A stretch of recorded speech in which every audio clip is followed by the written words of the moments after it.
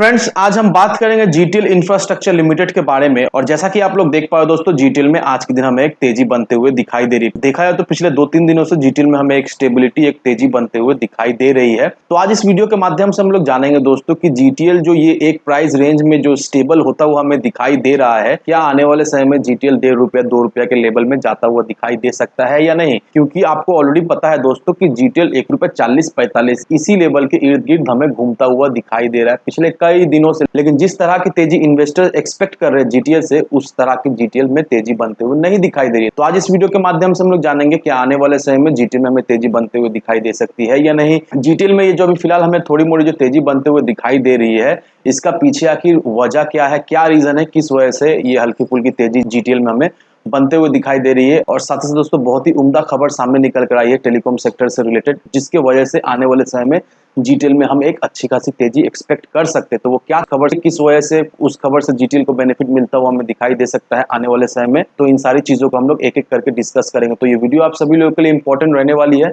तो make sure दोस्तों, video को स्किप ना कर पूरा देखो, ताकि आप चीजों को सही से समझ पाओ और अपनी खुद की इन्वेस्टमेंट डिसीजन ले पाओ। लेकिन दोस्तों, मेरी आपसे एक ही रिक्वेस्ट रहेगी, चैनल को सब्सक्राइब और वीडियो को जरूर से लाइक कर देना, ताकि आपको इस तरह की अपडेट्स रेगुलर बेसिस पर मिलती रहे। तो चलिए फ्रेंड्स, वीडियो को स्टार्ट करते हैं। तो सबसे पहले अगर इसके आज के कारोबार पर नजर डालें तो स्टॉक जो है ओपन हुआ ₹1.40 में, हाई बनाया इसने ₹1.40 का, लो बनाया इसने ₹1.35। और आप देख पाओ दोस्तों किस लेवल पे ये फिलहाल ट्रेड कर रहा है। वहीं अगर पिछले 5 दिनों के परफॉर्मेंस को देखेंगे दोस्तों, पिछले 5 दिनों में जीटीएल ने अपने इन्वेस्टर्स को क्लोज टू 12% का एक डिसेंट रिटर्न बनाकर दे दिया, जो कि देखा है तो ठीक ठाक रिटर्न अपने इन्वेस्टर्स को जीटीएल ने पिछले 5 दिनों में बनाकर दे दिया है। तो अब इन्वेस्टर्स के मन में यह सवाल है कि जीटीएल देखा है तो एक ही प्राइस रेंज में घूमता हुआ दिखाई दे रहा है, 40-45 इसी प्राइस रेंज के इर्द गिर्द हमें घूमता हुआ दिखाई दे रहा है। ₹1.5 ₹2 इस लेवल में तो जीटीएल जाता ही नहीं है, बस एक ही रेंज में जीटीएल हमें घूमता हुआ दिखाई दे रहा है। तो क्या चांसेस आने वाले समय में जीटीएल में कोई हमें तेजी बनते हुए दिखाई दे सकती है या नहीं, तो इसे भी हम लोग कुछ पल में जान लेंगे। लेकिन सबसे पहले दोस्तों, मैं आपको कुछ आर्टिकल दिखाना चाहूंगा और उस आर्टिकल को देखकर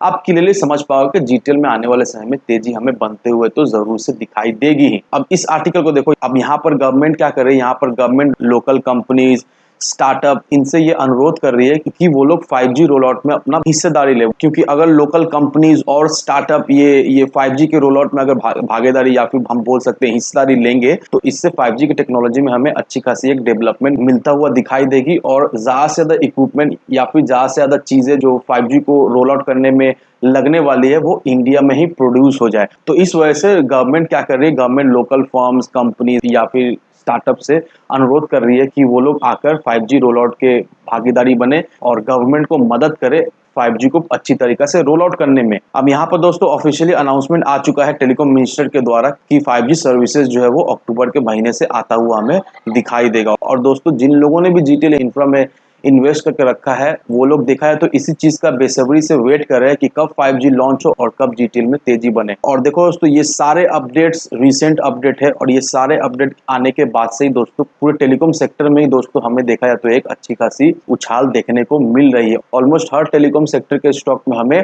तेजी बनते हुए दिखाई दे रही है पिछले 2 दिनों से। अब सरकार का यह भी कहना है कि आने वाले 2 साल में $2 से $3 ट्रिलियन का इन्वेस्टमेंट आने वाला है टेलीकॉम सेक्टर में रिफॉर्म्स लाने के लिए। और ये जो 2 से 3 ट्रिलियन का जो इन्वेस्टमेंट आने वाला है दोस्तों, ये पूरा इन्वेस्टमेंट टेलीकॉम सेक्टर के ग्रोथ में लगने वाला है। इससे 5G टावर्स या 5G अच्छे से ऑपरेट हो, इंफ्रास्ट्रक्चर बनाने में, ये सारी चीजों में ये पैसा जो है वो लगाया जाएगा। और हम लोग अच्छी तरीके जानते हैं दोस्तों कि जीटीएल तो है एक पेनी स्टॉक, लेकिन इसका जो इंफ्रास्ट्रक्चर है, इसका जितना सारा टावर है इंडिया में, ये देखा है तो टॉप लीडिंग कंपनीज में आती है। हालांकि ये फाइनेंशियली पूरा हिला पड़ा हुआ है, बहुत ही वीक है, लेकिन फैक्ट तो यही है दोस्तों कि टावर सर्विस बिजनेस में ये काफी सालों से है और इसका अच्छा खासा टावर भी है। और वहीं अगर यहाँ पर दूसरी तरफ देखेंगे दोस्तों कि बीएसएनएल और भारत ब्रॉडबैंड नेटवर्क, ये दोनों का मर्जर होने वाला है और गवर्नमेंट जो है वो 1.64 लाख करोड़ रुपीस का रिवाइवल पैकेज ये दोनों कंपनीज के लिए अनाउंसमेंट किया है। और आप लोग सभी अच्छी तरह से जानते हैं दोस्तों कि बीएसएनएल डायरेक्टली जीटीएल का क्लाइंट है और हमें यह भी पता है कि बीएसएनएल ऑलरेडी जीटीएल के साथ काम कर रहा है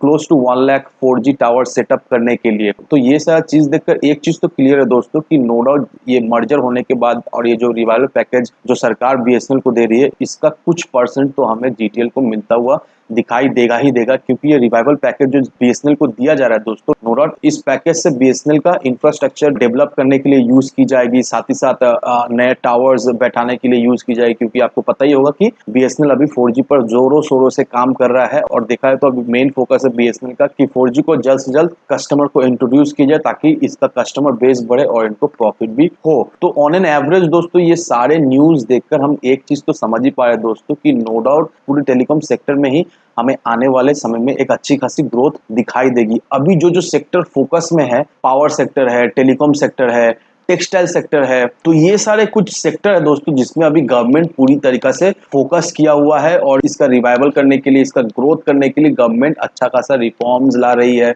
स्कीम्स ला रही है। और नो डाउट दोस्तों जिस तरह से गवर्नमेंट एग्रेसिवली आगे बढ़ रही है दोस्तों, आने वाले समय में इन सारे सेक्टर में हमें एक अच्छी खासी ग्रोथ होते हुए दिखाई देगी तो जरूर से। तो अगर आप सोच रहे हो अभी जीटीएल में एंट्री लेने का दोस्तों, तो मेरी सलाह यही रहेगी कि ये लेवल फिलहाल सही लेवल नहीं है जीटीएल में एंट्री लेने का। मैंने आपको ऑलरेडी बता दिया था कि ₹1.40-45 का लेवल एग्जिट करने का लेवल है जीटीएल में।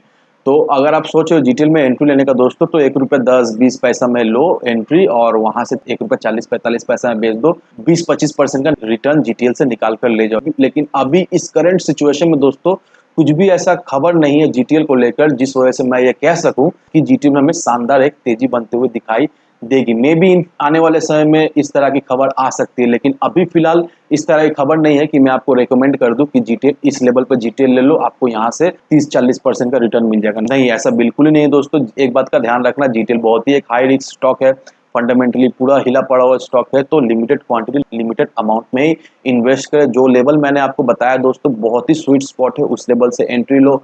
जो लेवल मैंने आपको एग्जिट करने को बोला है उस लेवल पर एग्जिट लो, और एक अच्छा रिटर्न जीटीएल से कमा कर ले जाओ। तो इन सारे फैक्टर को कंसीडर करो, उसके बाद ही अपना एक इन्वेस्टमेंट डिसीजन लो। लेकिन दोस्तों मेरी आपसे एक ही विनती रहे कि विदाउट एनी डिटेल रिसर्च के बिना कहीं पर भी इन्वेस्टमेंट ना करें। वीडियो अगर आपको पसंद आए तो लाइक से सब्सक्राइब जरूर करना। तो चलिए फ्रेंड्स, मिलते हैं हम अगले वीडियो में।